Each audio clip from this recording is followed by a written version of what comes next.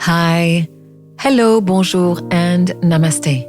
This is Out of the Clouds, a podcast at the crossroads between business and mindfulness, and I'm your host, Anne V. Muller-Thaler. Today, my guest is Heidi Lender. Heidi is someone that I have heard about for so many years without actually knowing her name. And we will tell you that story. But one day, an amazing synchronous event brought us together. And this is why I had the chance to get to know her and, of course, invite her on the podcast so I could ask her as many questions as I can about her amazing life journey. In our conversation, Heidi tells me about her upbringing, how she landed in fashion and moved from New York to Paris to report for W and WWD magazine, where she became fashion director at the age of 26 years old. We talk about her impulsive streaks and how she left the fashion world, got to Aspen, then got into yoga and studying with Pattabhi Jois. But we also talk divorce, falling out of love, IVF, dark moments, and what it's like when we feel our inner light is dimming.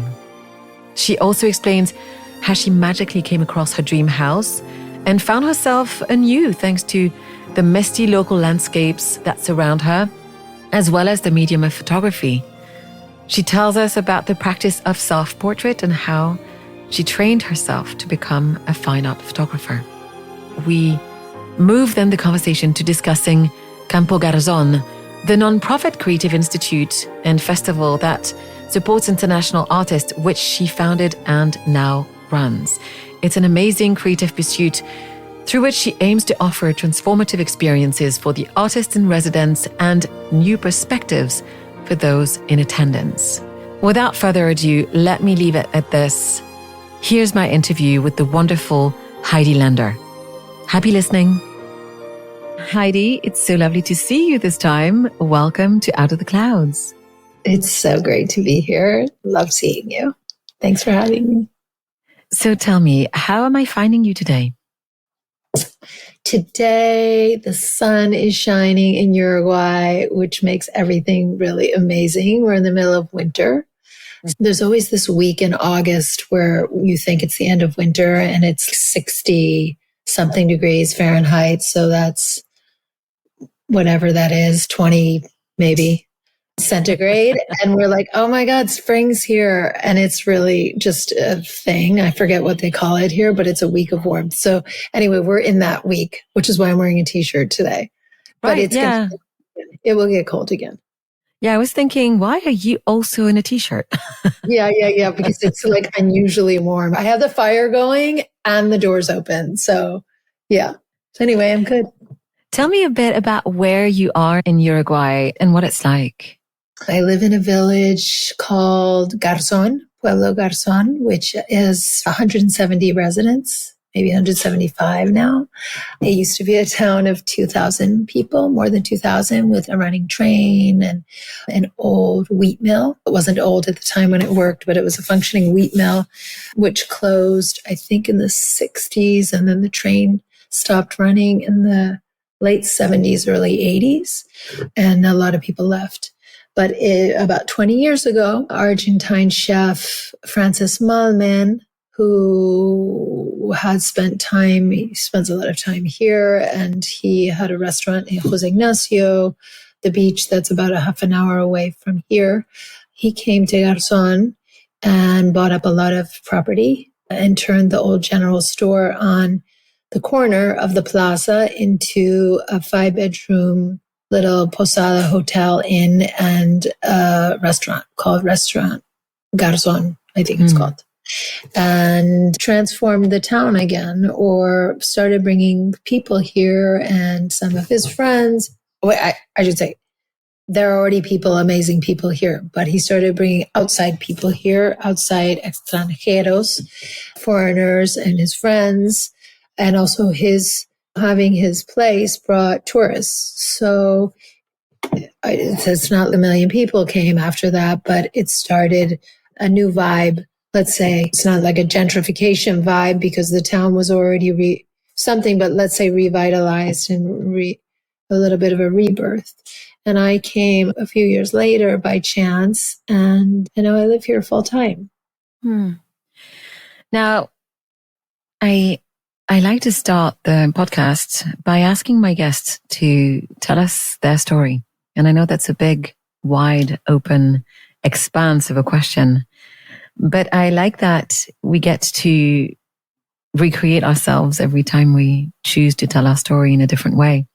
Would you tell me your story and how you came to be the person you are today and be in Garzon as well?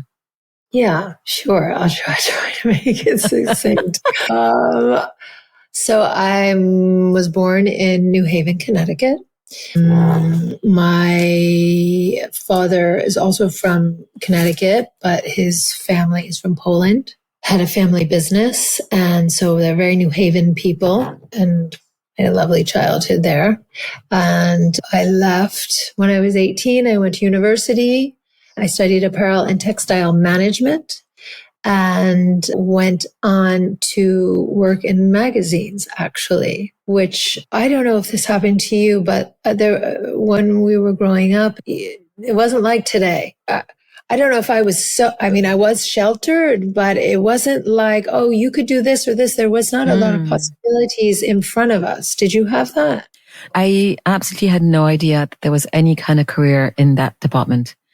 Exactly. And I had no idea. And even at 18, I was like, what am I going to study? I like to do a lot of things. But then there was this fashion major. And I was like, okay. But it was almost by default. I could have been in psychology. I thought I might be a psychologist for a second. And then that passed. Anyway, so I studied apparel and textiles and not knowing anything. I loved magazines since I was very young.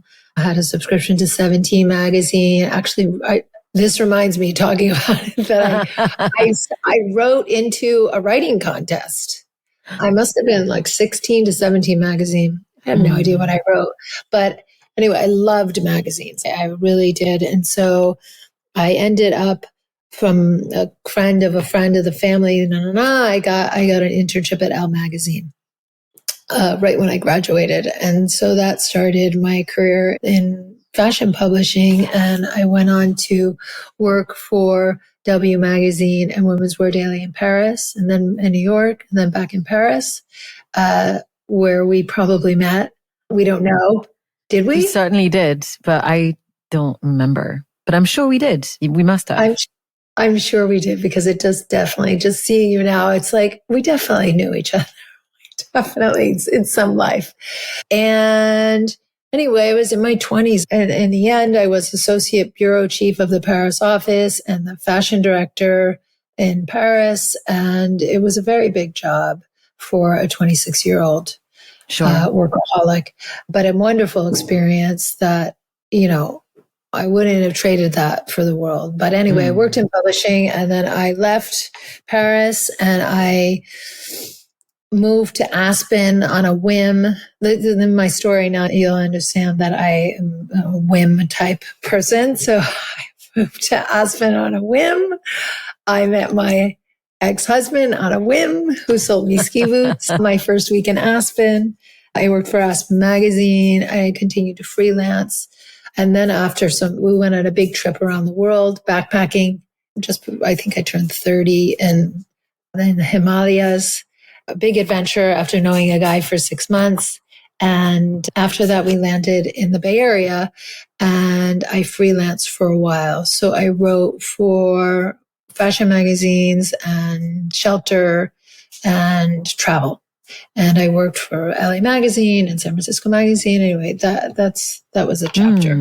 Got a divorce, woke up one day and was like, this is not my beautiful life.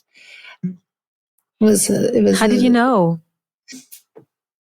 My ex and I had decided we would live in San Francisco for 3 years. He wanted to be a stockbroker, and I was going to be the supportive girlfriend / wife.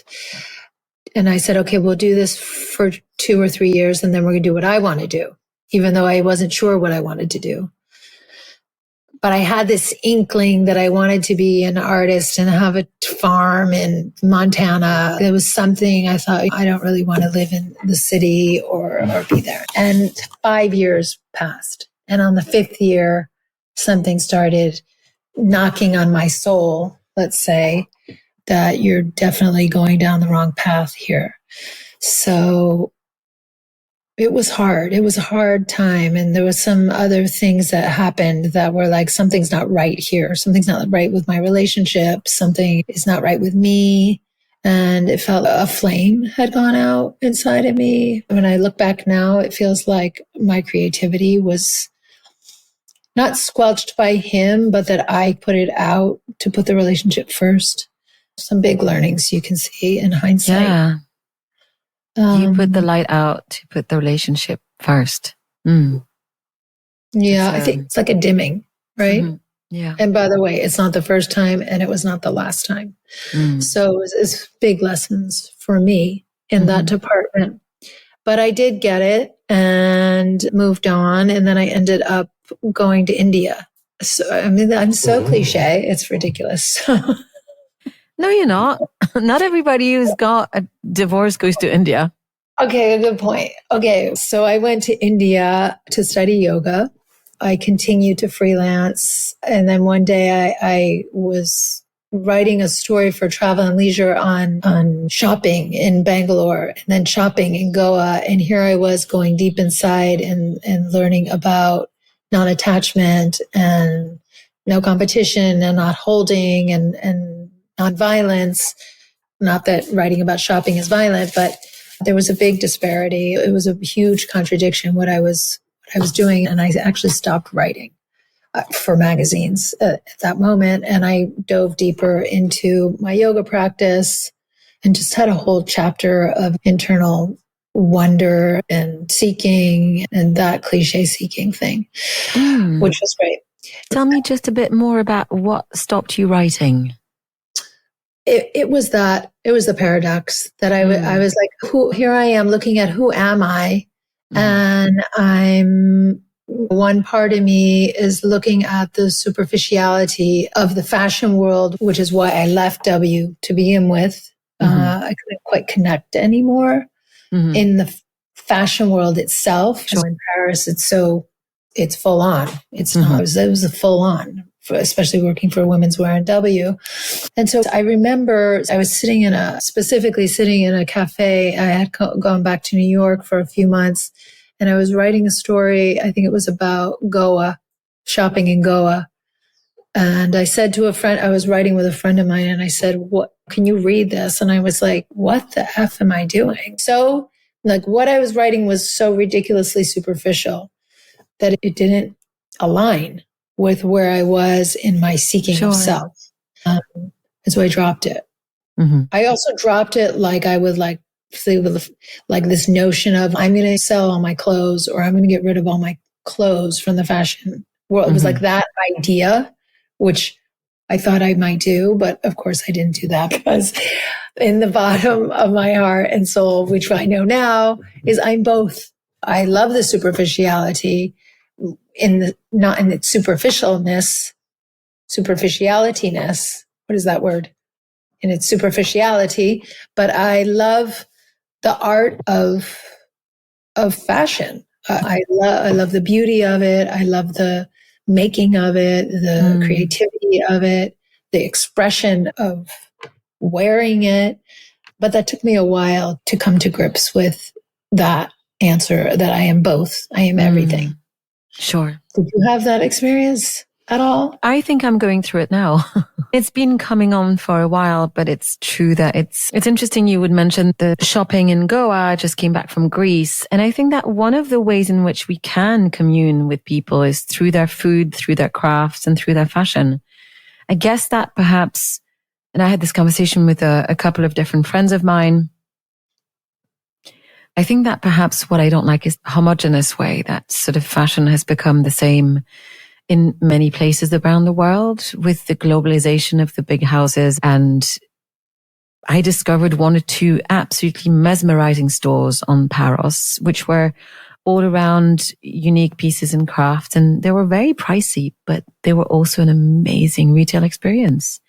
Yeah. I had full on conversations with someone who explained to me like every piece and how and why the person went to shop and had these made. And I felt like I had a relationship with the owner that I didn't meet, with the lady who told me all those stories. I kept the card. The card is on my desk somewhere. So I think that there's room for me to still love it, but I'm confused as to what is my role in this industry at this point. Yeah. It's interesting, the mirror or what it reflects back is it's for all the things that you said, there's a person on the other end making, right? Creating. And that, we talked about this before too, that was one of the things that I really loved. What I loved about my job at Women's Wear especially was finding new designers and supporting them.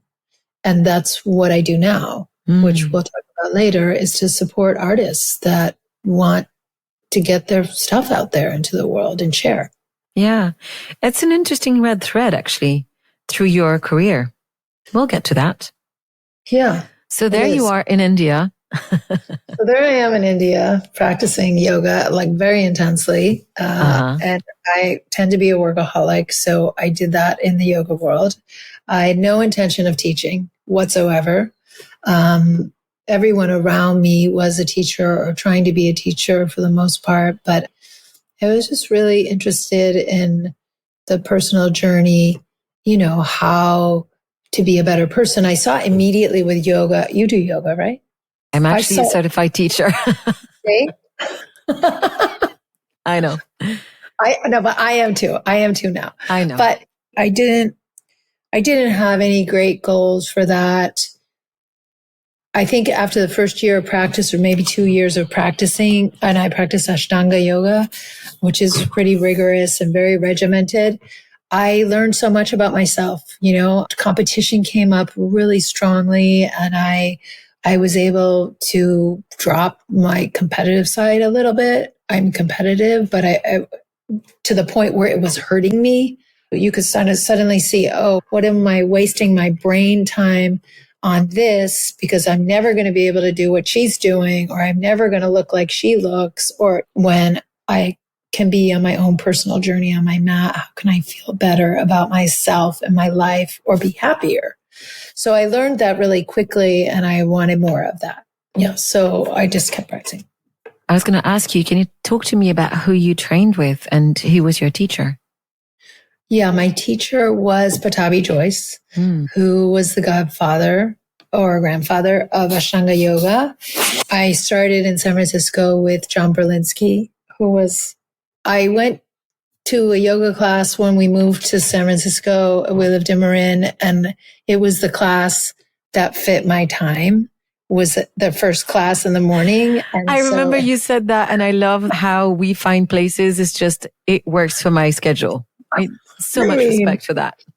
Thank you. And also, who delivered that to me, right? The universe was like, here's your 6:30 in the morning spot. And that was it. I never went to another class. I only studied Ashtanga. And John Berlinski was the one that said to me, okay, now it's time for you to go to India.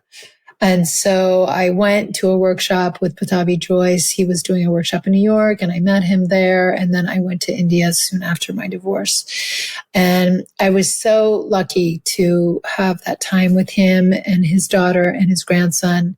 And he was maybe 88 when I first went, and 88. Yeah, maybe 88, 89. And it was up until he passed away. He was pretty much still in the room, adjusting people, dropping people back in back bends. It was I felt very fortunate to have been able to study with him. Yeah. Yeah. What do you do, Ashtanga? Not much, a little bit. No, it's more of Hatha Vinyasa. I suffer from rheumatoid arthritis.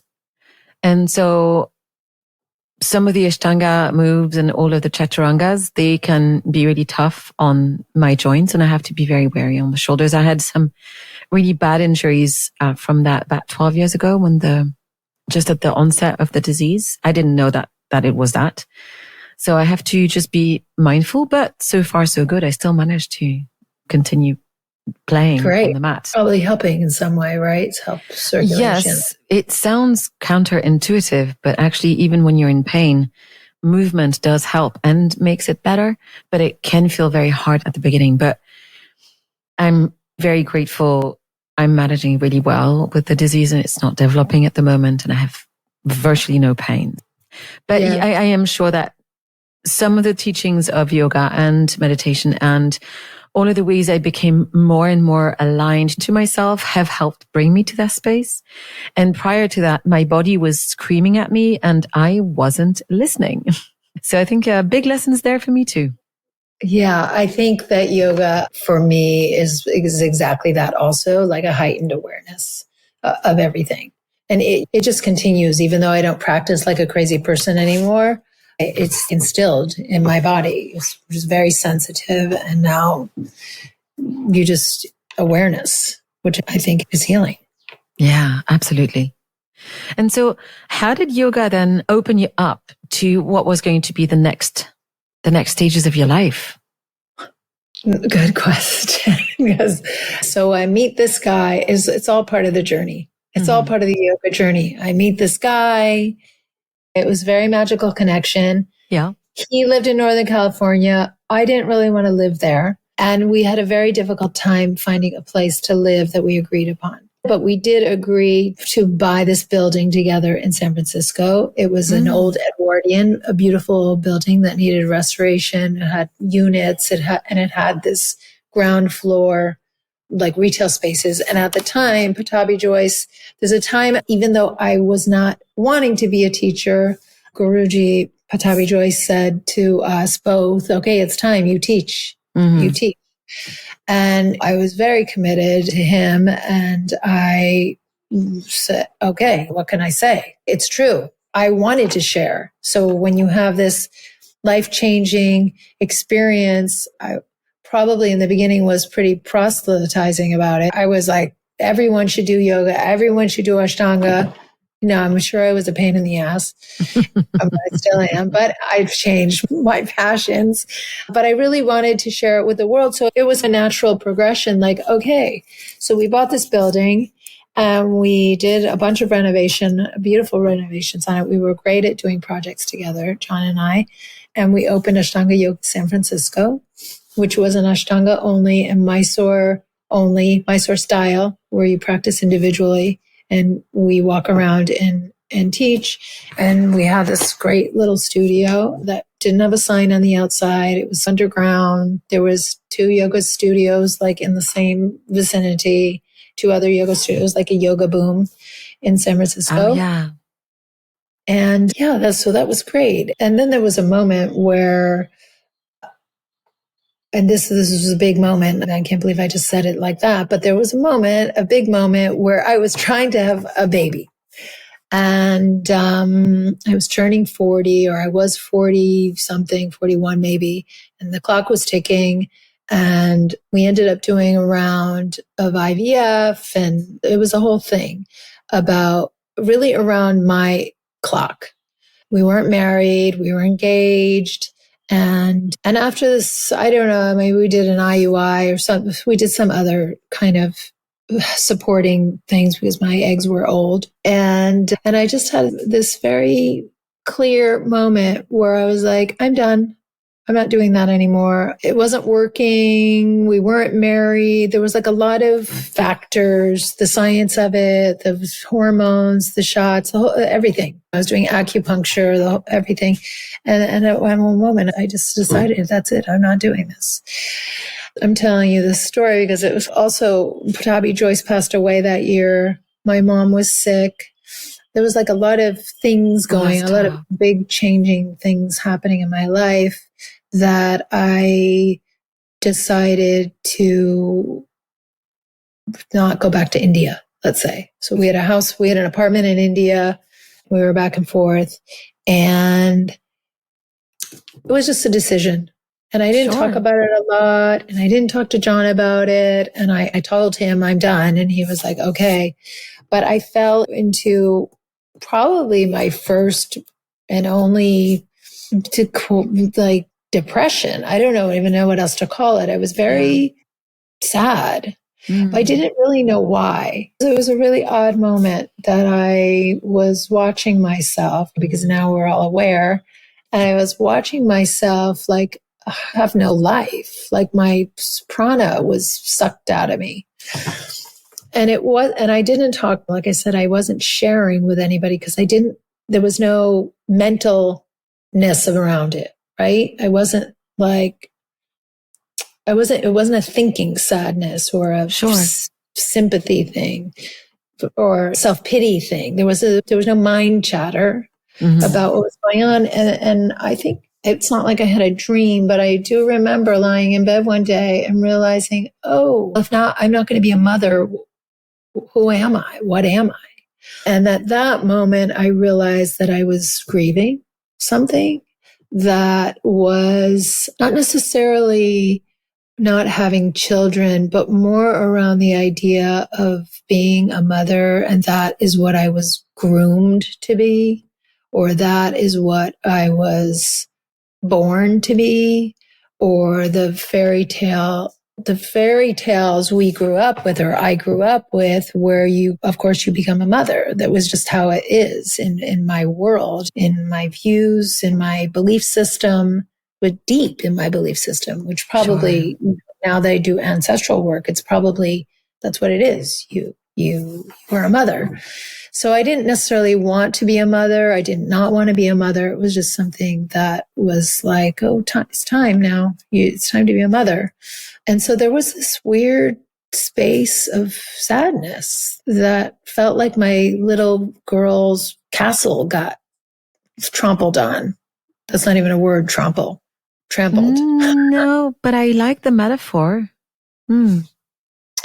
It did feel like that. It felt like my dollhouse came crashing down, because it didn't feel like an adult feeling. It felt like a really young sadness that then there was this whole space of, okay, well, who am I then? If I'm not going to be a mom and I'm 40 something, what does my life look like after that? Did you have anything like that? I am not a mom, and I am 40 something, and I've gone through 2 rounds of IVF on my own. Yeah. And actually the clinic has emailed me yesterday saying, you haven't been in touch. What's going on? And the second round left me feeling pretty poorly. I also put on a lot of weight since last year. And it's interesting that you talk about having an answer or just understanding you are done. I was journaling on it this morning. It's a very strange feeling when you just don't know. And that's where I'm at. Yeah. And it's interesting because I have uterine fibroids. So they're crowding my gut, literally. And some neuroscientists have voiced theories around the fact that the gut-brain connection, sometimes it can feel very difficult to make decisions when you feel unwell around the tummy, the uterus, the gut system.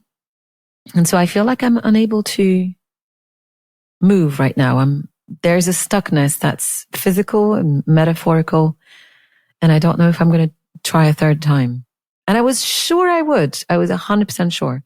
And now I'm like, I don't know.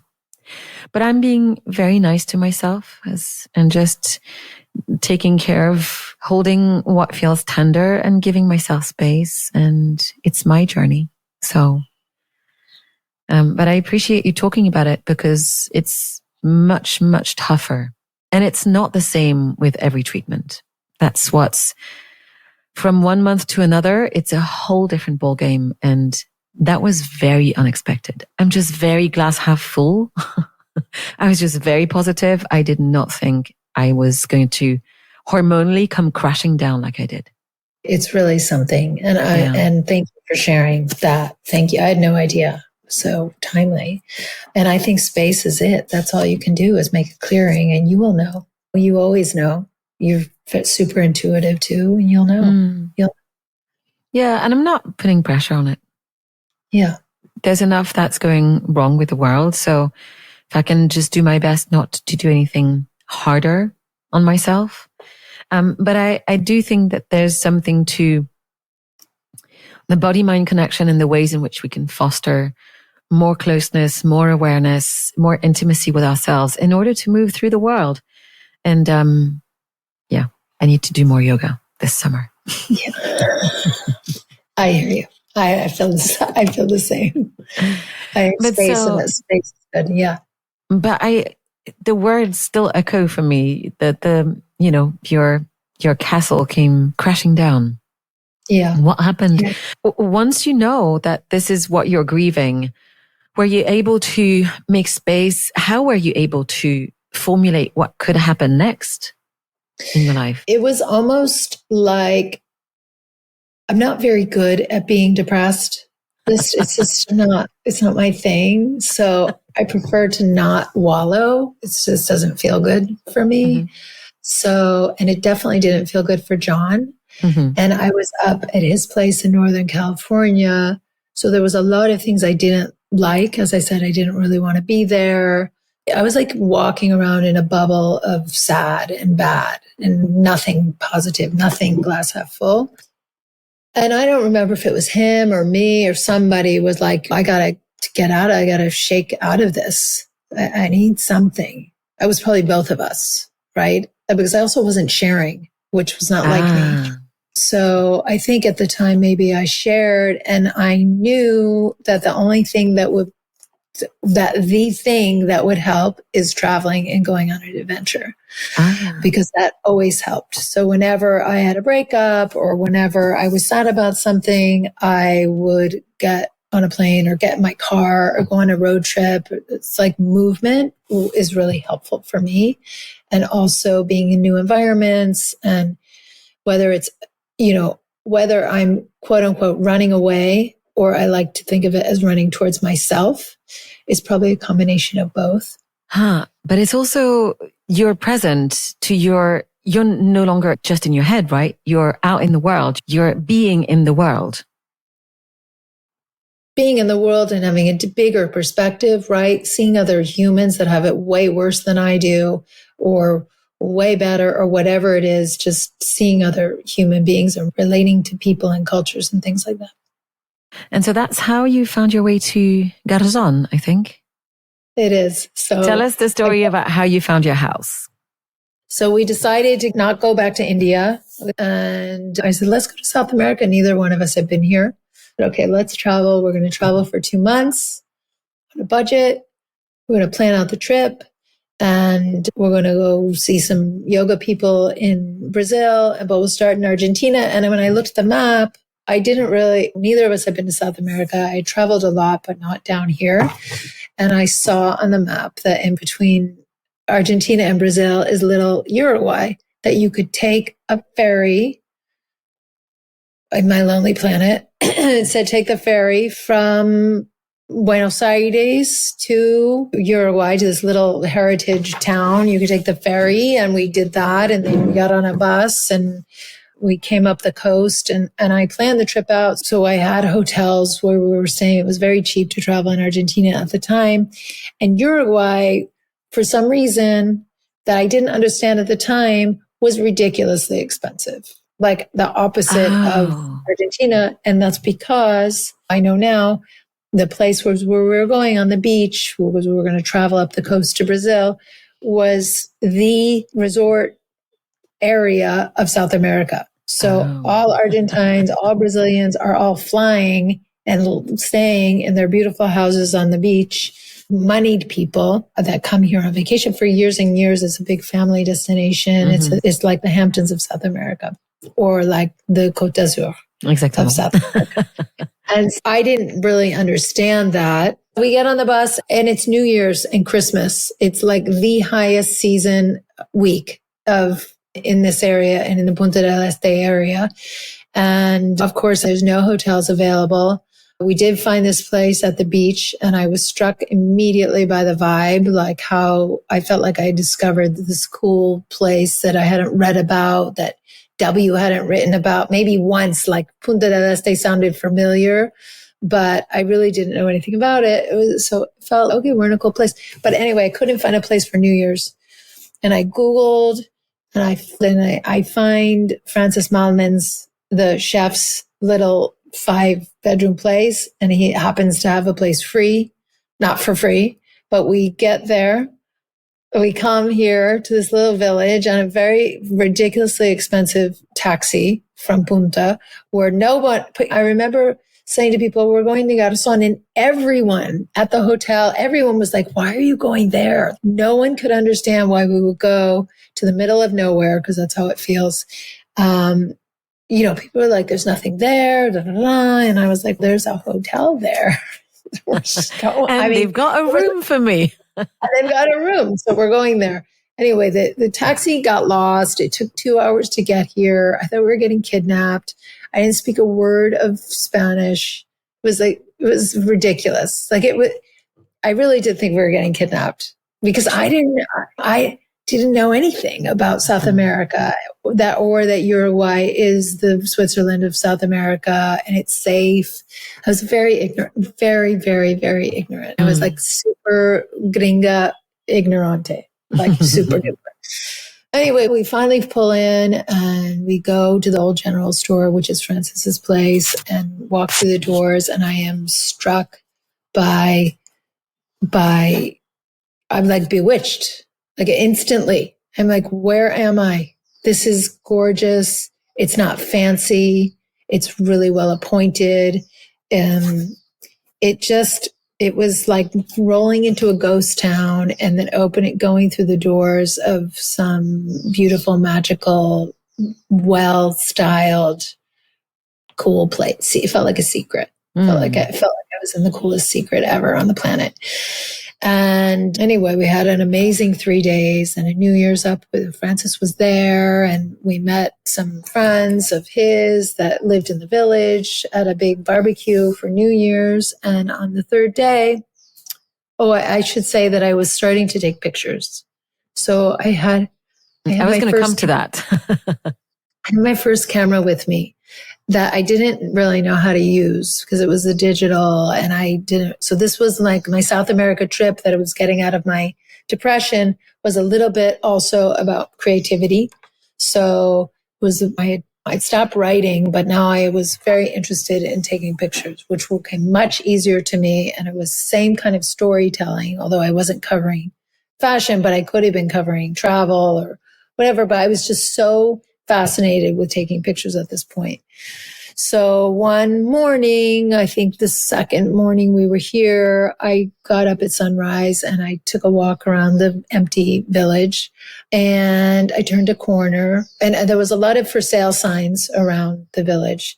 But I turned this corner and I saw this little yellow house with 5 for sale signs on it. But when I turned the corner, I had this moment in my whole body that I actually gasped. I was like, I had this holy shit moment. Like, that's our house. Like, that is my house. And I ran back to the hotel and I woke up John and I was like, I found our house. And now John would never move from his kingdom in Northern California. So we could never agree on a place to live. San Francisco was a great idea, but he didn't really like the city. Definitely didn't like the city.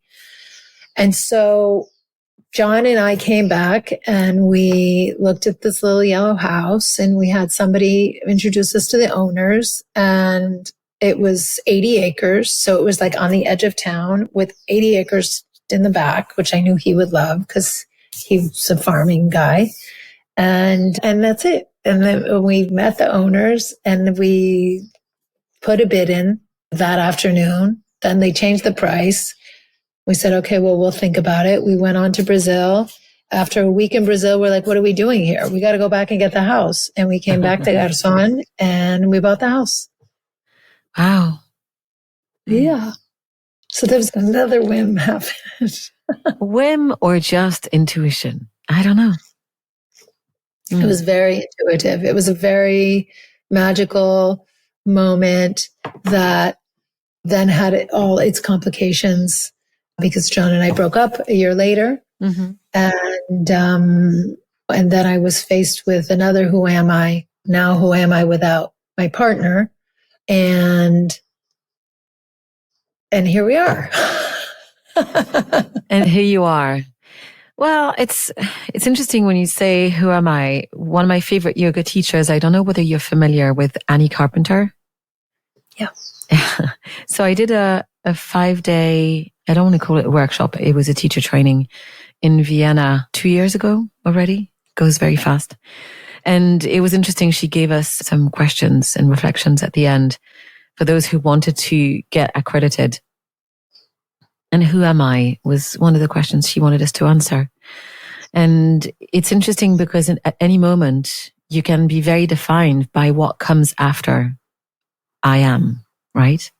I've learned to try and make room for what is I am versus what is I feel like, to notice that the states aren't me. I am not my states, for example. So I try to, even when I'm on my own and some thoughts come and they're a little bit charged with a difficult I am, I try to remind myself, oh no, I am not that. I'm not that. I feel like that, but I am not that. Have you ever gone through anything like that? It's interesting because there's an I am practice that I work with now. Oh. And so it's like, not I am woman, or yeah, maybe I am woman, I am writer, I am photographer, but I am peace, I am abundance, I am that kind of, I am my soul, or I am, I'm into the soul thing right now. Oh, okay. About aligning, right? So it's interesting what you say about the things that feel a little bit charged. And those are the things that you're like, no, I am not that. I am not that. That's. And knowing that you can let go. I think, have you ever heard, I don't know if you listen to Tim Ferriss's podcast. Sometimes he has a question. He has asked many guests where he says, if you had a billboard anywhere, what would you put on it? And if he asked me the question, I would say, don't believe your thoughts. We are not our thoughts.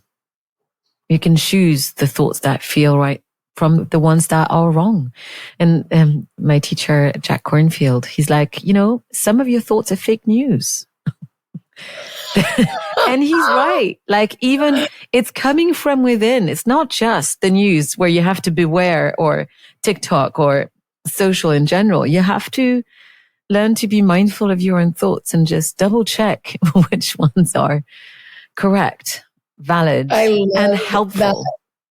I love that. I love that. Maybe they're all fake news, our thoughts, and we just get to choose the ones we want to pretend are real. Yeah. Right? But knowing that there's a choice, I feel like I spent most of my life not knowing there was a choice and just taking them as if it was the truth. But so you use the words, I am photographer. Can you tell me about your photography and how you developed as an artist? Yeah, sure. So it's right on point in time and chronologically, as I was dealing with the who am I, and a very sad moment in my life, again, different kind of depressed, but more the space of everything was wrapped up in my partnership, my relationship, the buildings we owned, the business we had, our future here in Uruguay. And at the same time, I was almost, maybe some flame again, that dimming had happened and a flame was being ignited at the same time. And so, I feel very grateful that I had this tool, a camera, to get myself out of bed in the morning, which I did. So I'm very, very most photographers are, but very inspired and fueled by light. And at the time, I was really obsessed with fog, which is a really beautiful, foggy atmosphere. You still are, but you also are in a place where the fog is crazy beautiful.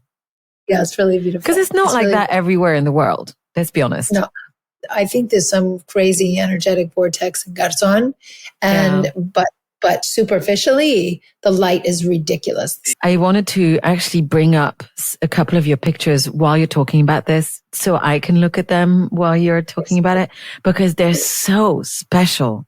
Oh, okay, keep going. So I feel like during that time, the only thing that would really get me out of bed or get me going or took me on a few cross country trips was taking pictures. And if I were bold, which I am, I would say that photography in a way saved my life. Not that I was like nearing the end, but I was definitely having a very bad time. And so at the same time that I was very sad, I also was getting out of bed and making a lot of work. So I think I had a little Bichon Shih Tzu. He just passed away a year ago. Oh, I'm just looking at him. Yeah, little Baba. Oh. So Baba was my sidekick. And I think for 4 years, those 4 years after the breakup, we maybe took a self-portrait with my iPhone almost every morning.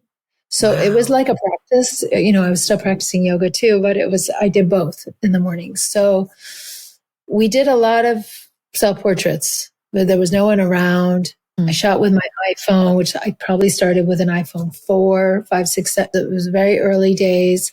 And my photography career took off. I found a community online. I started at Flickr. That's how I learned how to take pictures, was on Flickr. Remember Flickr? I remember vaguely. I didn't really use it very much, but yeah. I was obsessed and I met people there and I joined groups and I studied a lot. I studied a lot. What year was this? That was 2009. Yeah. So this is just around the advent of all of the personal style blogs. Am I wrong? No. Yeah. It's just around that time. Yeah. Yeah. Yeah. It was around that time. And so this sort of new emergence of a different kind of talent behind and in front of the camera. Yeah, exactly. Exactly. And I didn't really know. I came from magazines. So that's one kind of photography. But there was this whole world of fine art photography out there. And then the digital world, it was very accessible. And so I just like dove in.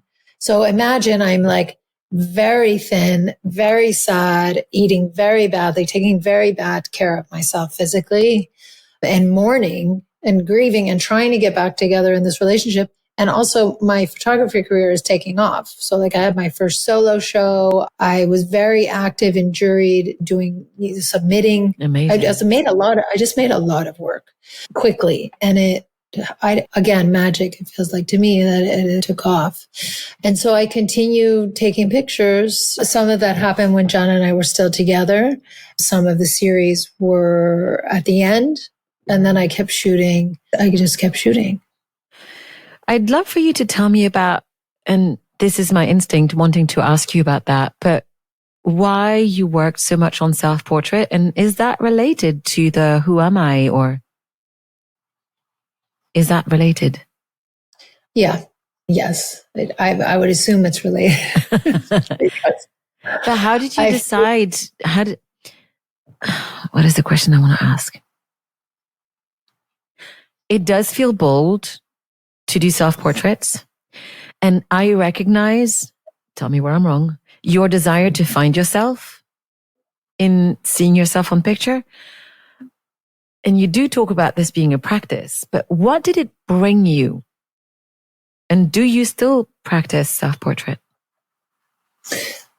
Yeah, it's a really good question that I actually feel like is an evolving answer, because I have to ask myself this all the time, and I'm writing a lot now again, and I'm also asking myself what the answer to this is, because I think it's very layered. But immediately, like I remember when I very first finally started to understand how to use the actual camera, a friend of mine said, "Oh, you should just take portraits." And I was like, I was so not confident. I had no confidence in how to take pictures in light and anything. And I remember going down into the yoga studio. We lived upstairs in San Francisco, upstairs. And I took some stuff downstairs and I put it on the tripod. I put the thing on the tripod. I was going to take pictures of ceramic cups, like whatever, a still life practice. And at one point it's so beautiful. The yoga studio is so beautiful. It looked like a photo studio. actually.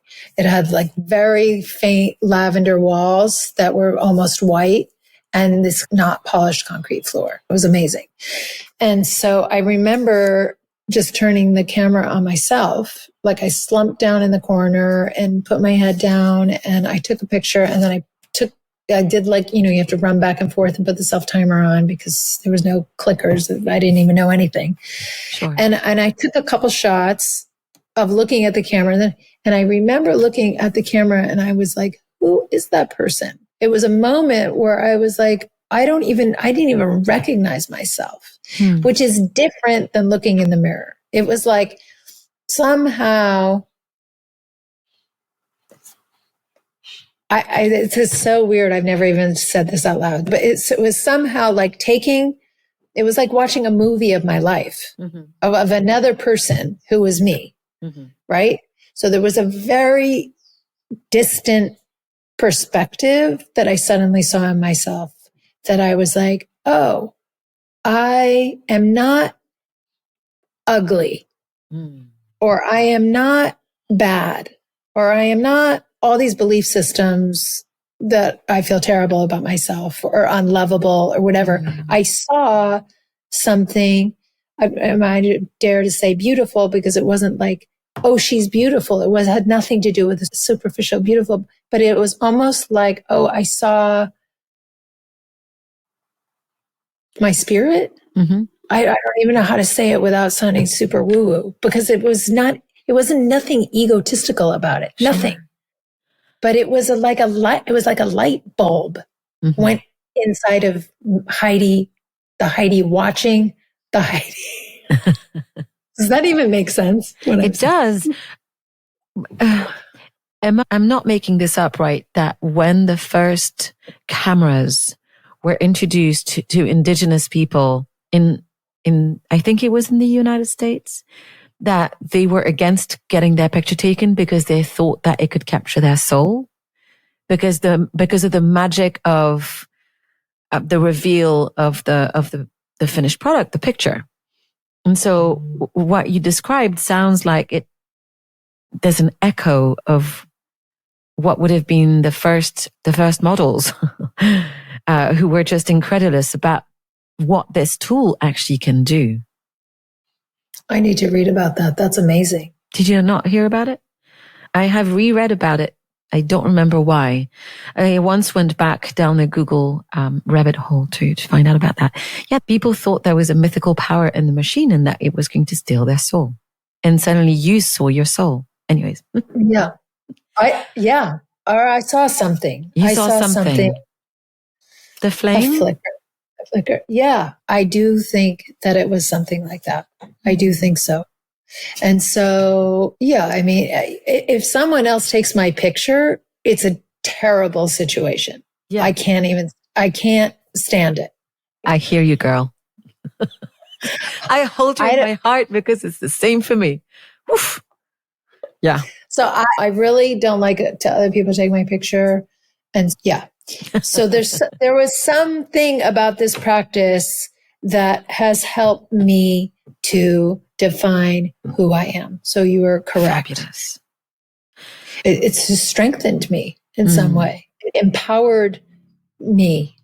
Now, keep in mind, I was and still somewhere am a very insecure person, like very, and very wounded in a lot of like child ways that one is wounded maybe by a narcissistic parent, let's say. And so now I'm in a moment where I took pictures for a long time where you didn't see my head.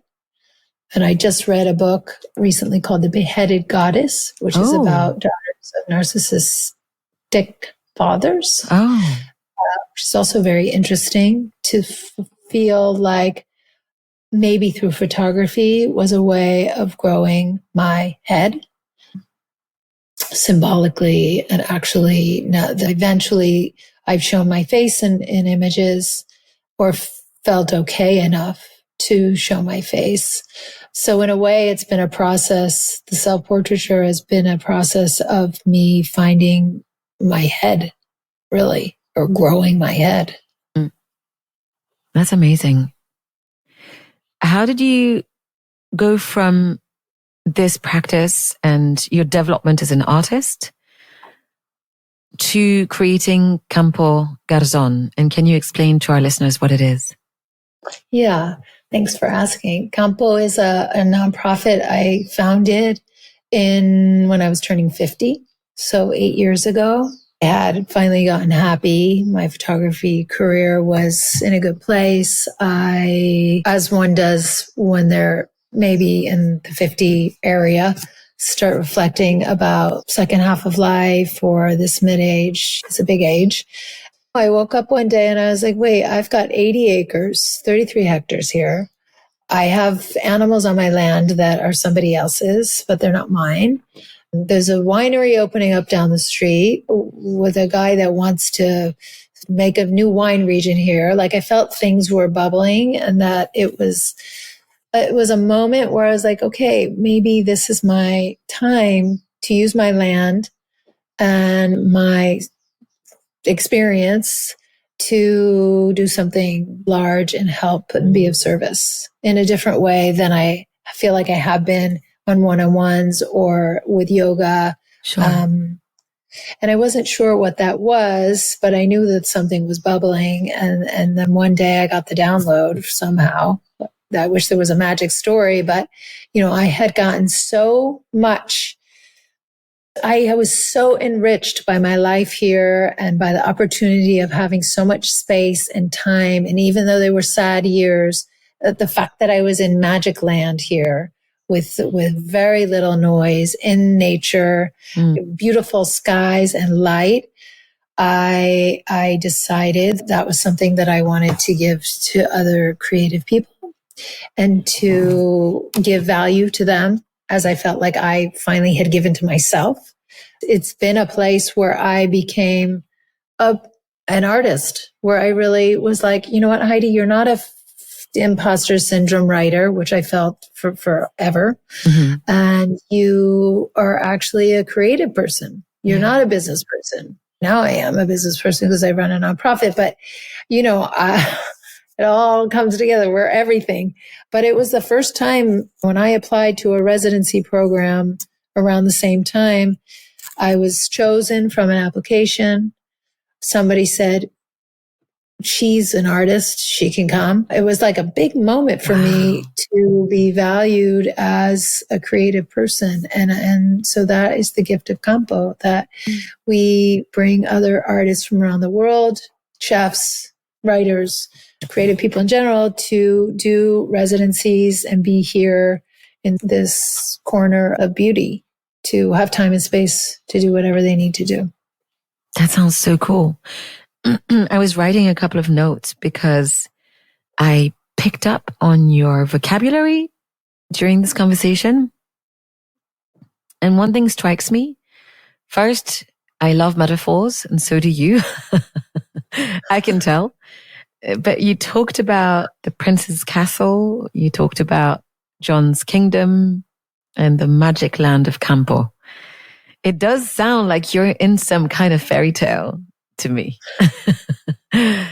Now, I'd love to understand, how can people participate? What kind of programs do you run? Is it all year? Just give me the download, because it sounds wildly wonderful. And of course, I'm going to find a way to come and visit you. You must, obviously. Please. Definitely must come.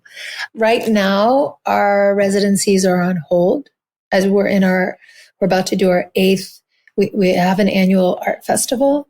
Yes, that's what I wanted to hear about. Exactly. Yeah, the festival. So when we started Campo, I say we because now we're a bunch of amazing women. And I started with one woman, Gabby. She volunteered to start with me, but so I call us we. I knew as an outsider here in our little tiny village that to do something big, especially bringing art to a place that was pretty culturally barren, the landscape, that I really wanted to be a part of this community that I love and not create something that is us and them or the American, she's doing this and that.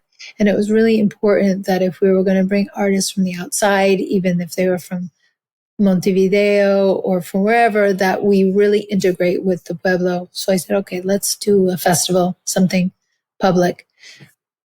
So we will bring artists from the outside. It's important that we integrate with the village and introduce art to everybody, and that art is accessible to everyone. So we started this festival at the same time that I started the residency. I mean, I had no idea what I was doing, but I mean, literally, Isn't it better? I mean, it happened. It's a creative institute. So I was like, we have a fake business plan. And honestly, it was all backwards, but it was great. So we brought all these artists. We had like 45, I think, artists participating with their pure like love and energy. We didn't have any money. And we took over the little pueblo there's an abandoned train station, which just got reformed. There's little houses that are abandoned around, and we just took over, and the artists intervened and made site specific work. And like thousands of people showed up, thousands of people from Uruguay. And it was crazy. It was only 4 hours. So it felt like this insane invasion of humans descending on the Pueblo. It was really fun. But I knew from the first one that was only 4 hours that we were onto something, and that there was some need for art and connection and creativity and community. And so it has grown. It's a 3-day festival. Now we have our 8th edition in December. It's every December 28th, 29th, and 30th. It's during the high season, that week that I was here. Of course. And we changed everything up a little bit this year to connect with our mission a little bit more, which is to bring artists to have a transformative experience. That's really what I want. So instead of having just artists come in for a day and make work, we now have a residency connected to the festival. And this year we have 14 artists in residence coming, which is crazy because we've only ever had 5 or 6 at a time. So we've rented all these houses. We don't have a building yet. We've rented all these houses around, and they'll be here for a month making site specific work around a theme. We have a theme every year. And this year it's unsettled, on migration and movement. And so we like to create conversation around the theme through art, through online conversations. We're launching a film forum virtually, which maybe some of your listeners will want to come. It's a shorts festival. So we'll have, I think it's the last Monday of every month, starting this August. Amazing. And it will be a short on migration. We have 4 amazing shorts, and then the directors will speak after, or we'll have a conversation. It's an hour-long Zoom or webinar, and we can put the link in because that's really cool. Amazing. One of our missions with Campo, as I know you will appreciate, is that you're going to have a conversation out in the middle of nowhere around a dinner table that is way different than having a conversation in a New York City or Parisian restaurant. You're in a different frame of mind. It's slower. There's no noise. There's no distractions. You're disconnected. A lot of deep shit happens around here, right? Yeah. A lot of self-reflection, a lot of connection, a lot of really beautiful conversations and friendships and things that have come out of this amazing program. Forgive me, but it sounds magical. Yeah. Kind of. It is. The thing is, I have looked at the Campo website quite a lot when I was doing some research before our conversation, and some of the images are they're very pretty. I was like, oh, I could see myself there. Good photography always helps tell a story. So I apologize for the listeners. I hope that the words carry as much for you as it does for me, but I'll try to put a couple of links so that you can go and check out the previous editions of the festival. Thank you. Thank you. What is your hope for the future of Campo? So right from the start, I had a huge vision for Campo, that it would be a very significant and important institute of creativity in South America, where creativity is at the forefront through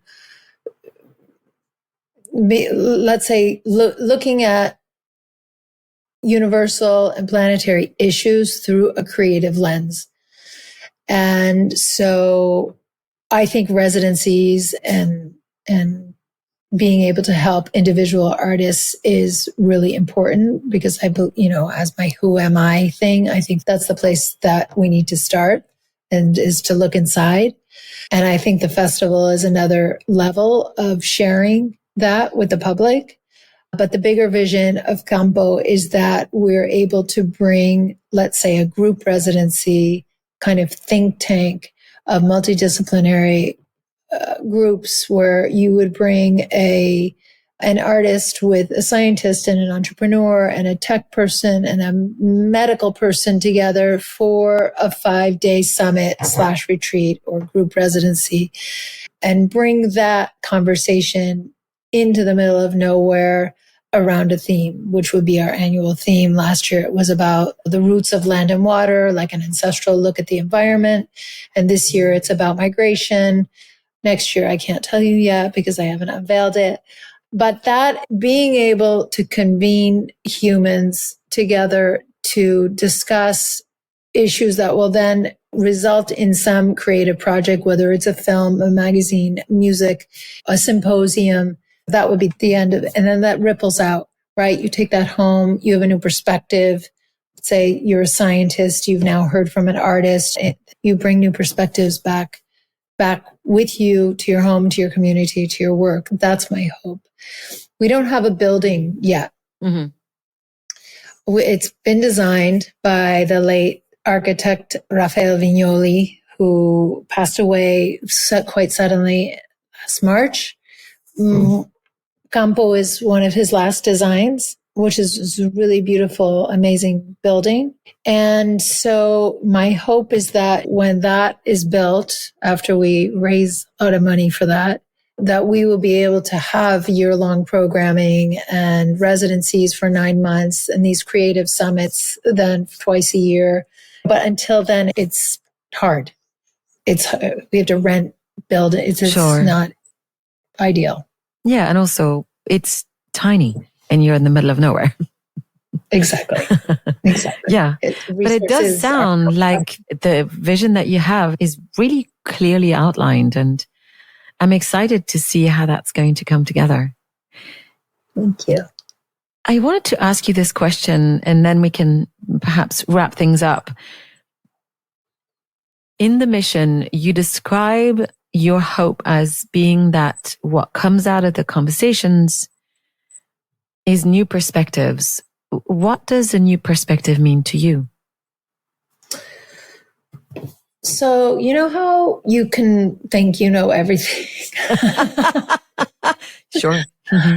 And then you're like, okay, I've gone through all the possibilities of this, or I'm thinking about this. And then suddenly somebody else, not from your world, or that's been somewhere, or you just told me the story about the indigenous humans and cameras, like there's something else that lights the flame or ignites something, an idea you've been stewing on, or you find out that halfway around the world, somebody else is doing something similar, but they're thinking about it this way, or there's a new connection to another human being that you didn't know, that someone knows or somebody, I think opening your mind, body, soul is and allowing in different perspectives then gives you a new perspective. It's like an ingredient.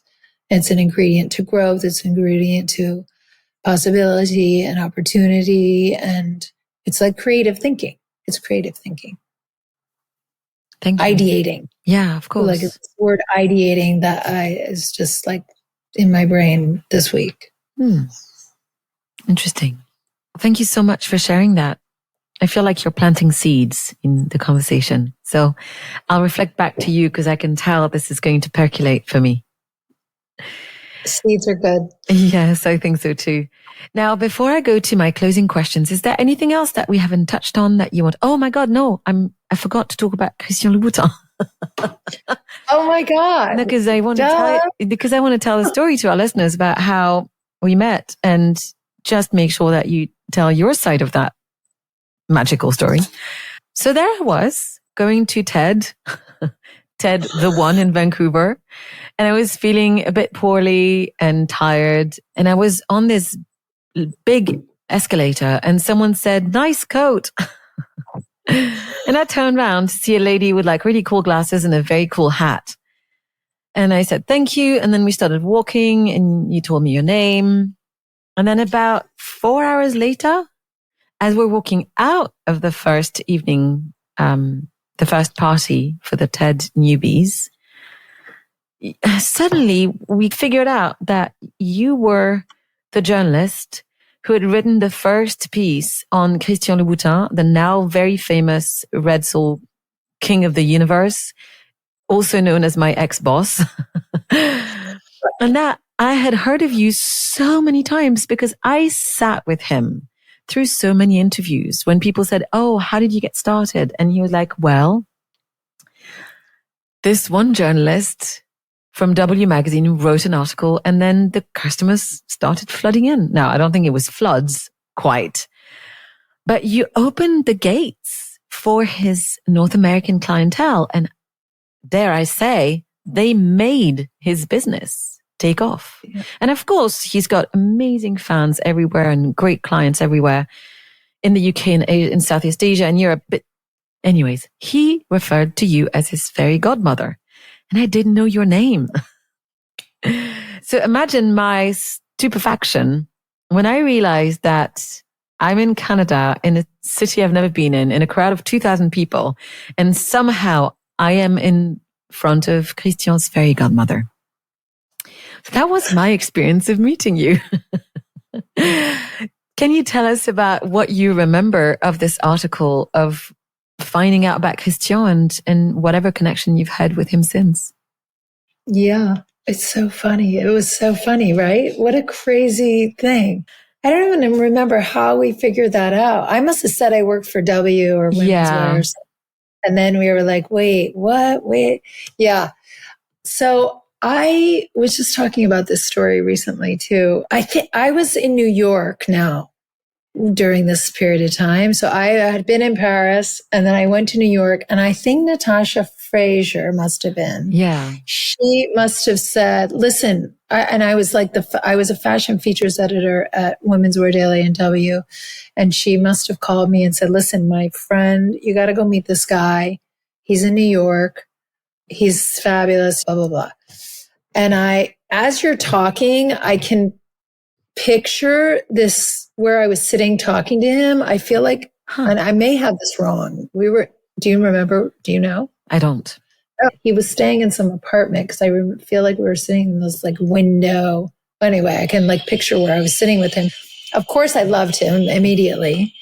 And yeah, he's very lovable. I loved him. And remember, I'm like 25.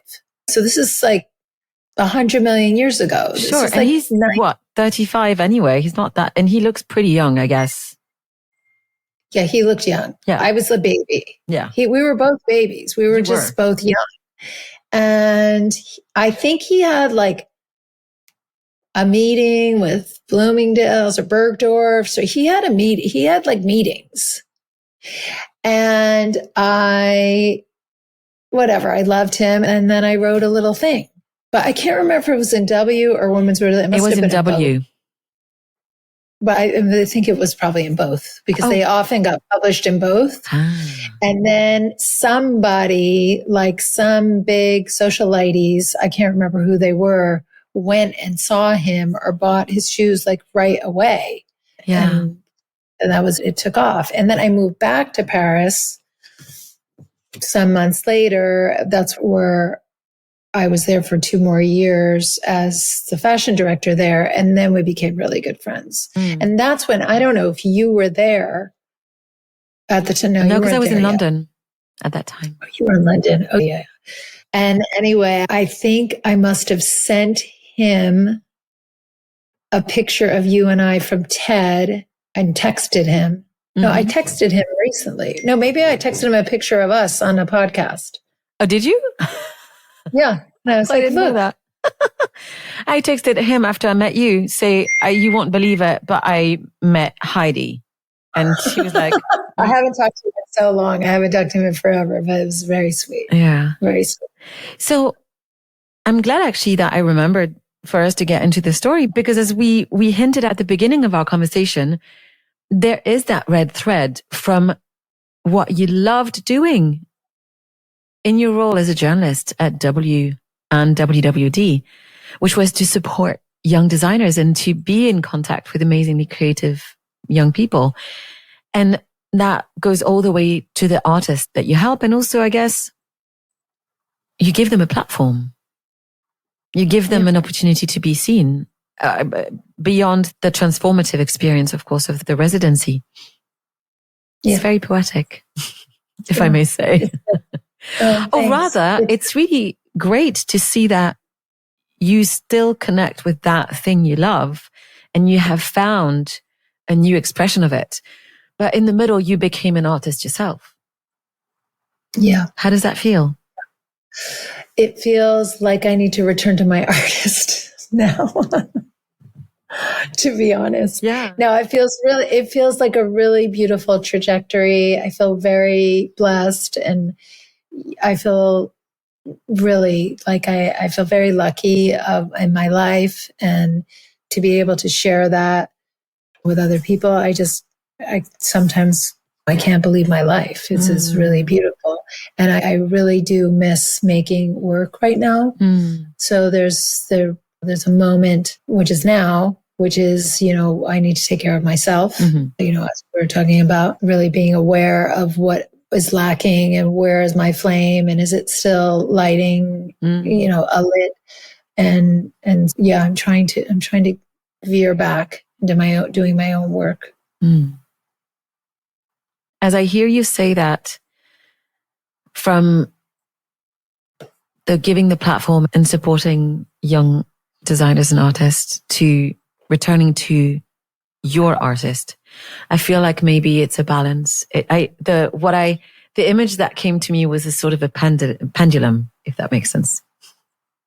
Yeah, I love that. Charging, or dance. Yeah, or dance, like charging on the one side and then recharging the other side. Yeah, I'm so bad at that. I'm trying. It's a practice. It's all a practice. Okay, so now, is there anything that you'd like to add for our listeners before I ask you a few of my closing questions? Not that I can think of right now. Okay. So the podcast, I like to say that it's at the crossroads between business and mindfulness, because sometimes I am a businesswoman, a woman who is in business, or rather who supports other people's businesses. And also I'm a mindfulness meditation teacher, and I love to teach that, though I don't teach yoga. And one of the things I realized is that early on, I thought that I could just be a teacher on the side of my life and then do the consulting and the coaching on that side, and that they were going to be separate. And that's not how it works when you have a spiritual practice. And so I like to open the conversation at this point to speaking to any kind of practices that help or have helped make you feel better, make you navigate life better. What works for you? It's not strictly about meditation or mindfulness, but we've talked about awareness. So is there anything that you want to share about what tools you have for life? Sure, I'd love to share. This is not for everyone, obviously, because it's a very personal, life is your own personal journey. But I was made to believe my whole life that there was something wrong with me for wanting to spend time alone.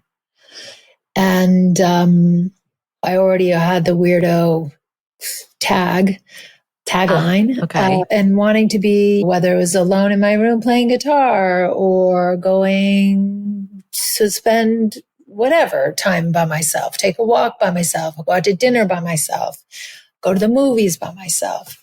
It's also added to the weird thing. And so really, since living here in Garzon, which is very quiet and very insular, isolated, let's say, in a way, I really come to know that my recharge is in quiet and in silence and in no distraction and really honoring myself in that.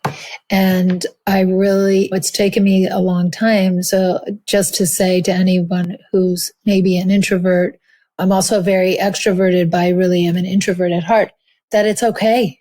And not only is it okay to go spend time by yourself, but maybe you need it. Maybe you need it like I need it. I need it so much that I leave my place in the middle of nowhere on a Friday and go further into the middle of nowhere for the weekend. so I can take walks in nature and not hear the dogs in the village or a car passing by my house.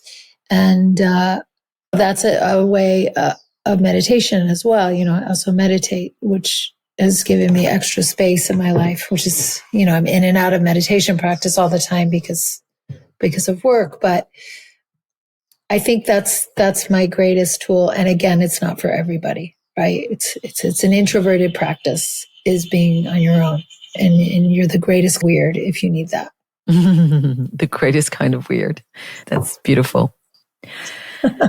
Now, what's your favorite word? But by that, a word that you could tattoo on yourself or live with on your skin for a while? Freedom. I love that just came to me. But, yeah. What does connection mean to you?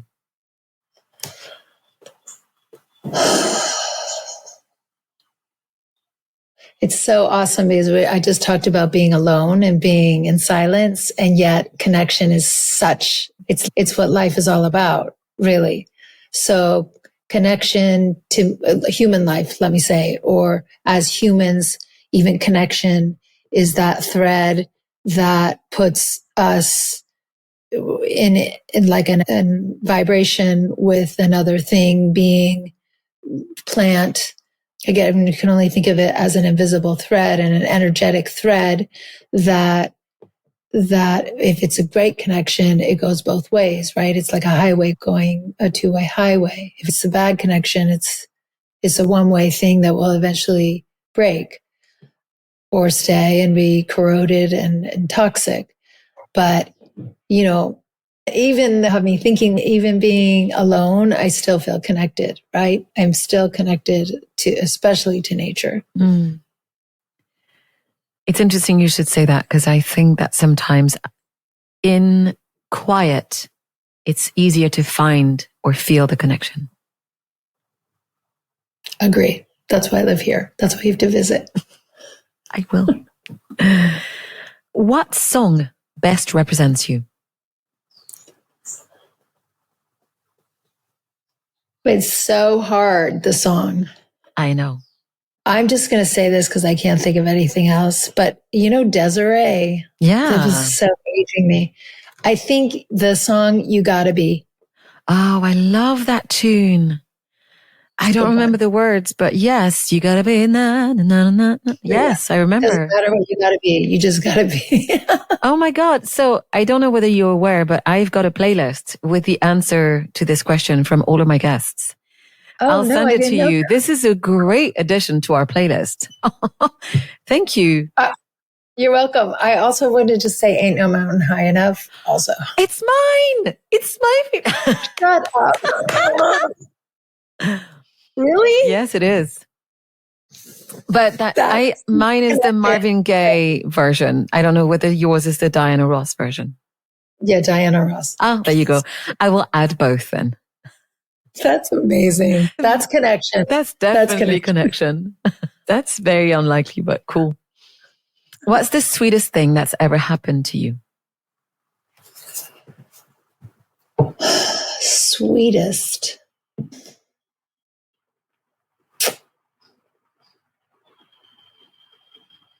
The sweetest thing that's ever happened to me. I'm going to say two things. One, they're going to be quick. One is, this is because it happened to me, for me, was, I don't know if it's sweet, but it's sweet. And when I think about the tenderness of the age, when I was 15 and at camp, I was the blue team captain, which was like one of my greatest feats and achievements in my entire life. Brava. Yes. It was a very big deal for me, for my confidence level and to be a leader.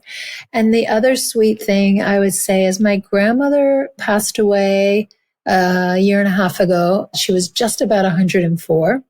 Oh, just about. Mamma mia. Just about. She was almost turning 104. And we had a very contentious, precarious relationship, always. And I think that the last year of her life was probably one of the sweetest things that has happened for me. I wouldn't feel emotional talking about it. I said to her, Grandma, I think you lived this long so that we could mend our relationship to be what it was in our last couple of years. I know. Oh, that's beautiful. Yeah, it's really sweet. Yeah. What's a favorite book that you can share with us? So I'm a huge reader.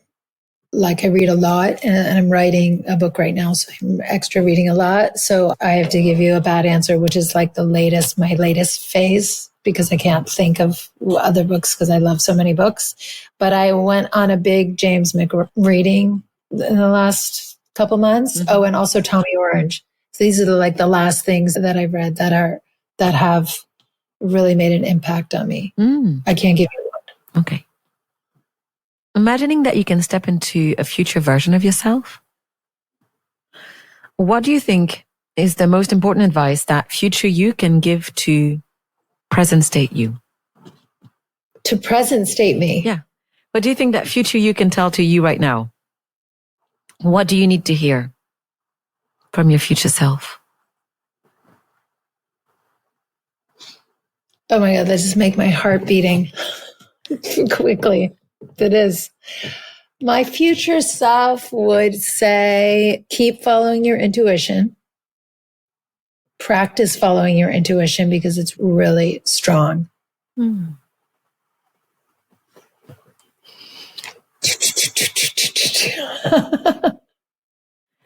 And that brings me to my last and favorite question. What brings you happiness? Oh, it's such a tricky question, happiness. What brings me happiness is laughing like you are crying so hard with your friends, dancing alone or with friends, singing on the top of my lungs with or without friends, my dog, my house, and my people. Thank you so much. Thank you so much, Anne. It was such a fabulous conversation. I just love to talk to you, and I'm in awe of what you've gone through in terms of life journey. And it feels like you've taken me on a film. I feel like I saw some of India and Paris and San Francisco and Garzon. It's really remarkable. I'd love to ask you what I'm going to do is I'm going to put all of the links so that people can find out more about you, who you are, what you do, and Campo. I selfishly also had mentioned to you before, I wanted to find out the links so that if people fall in love with your photography, which I'm gathering more than one person will, because I have, where can they perhaps purchase some of your prints? Because they're really incredibly beautiful, very evocative. And I think that I'd love to be able to have more people discover your work. Will you be in Europe showing your art soon, perhaps? I don't have plans for Europe right now, but I will for sure be there in 2025 at some point. I don't know if I'll be showing my work or not, or finishing my book on a residency, hopefully somewhere. Sure. But I will for sure keep you posted. And I will say that Campo is a nonprofit, that we depend on funds from everywhere. And so that link to donate, if anyone feels moved to support us, is on our website. I can't not mention that. No, that's very important. Absolutely. Well, have a beautiful rest of your day because you're a few hours behind me. And I'm looking forward to connecting again soon. Thanks, Anne. Such a joy to be here with you. Thanks so much. Take care. So, friends and listeners, thanks again for joining me today. If you'd like to hear more, you can subscribe to the show on the platform of your choice. And if you'd like to connect with me, you can find me at Anvi on Threads, on Instagram, and V Mulatala on LinkedIn. If you don't know how to spell it, the link is in the notes. Or on Instagram at _out of the clouds, where I also share daily musings about mindfulness. You can find all of the episodes of the podcast and much more on the website outoftheclouds.com. If you'd like to find out more from me, I invite you also to subscribe to the Meta View, my weekly newsletter where I explore coaching, brand development, conscious communication, and the future of work. That's the Meta View with 2 T's, themetaview.com. So that's it for this episode. Thank you so much for listening to Out of the Clouds. I hope that you will join me again next time. Until then, be well, be safe, and take care.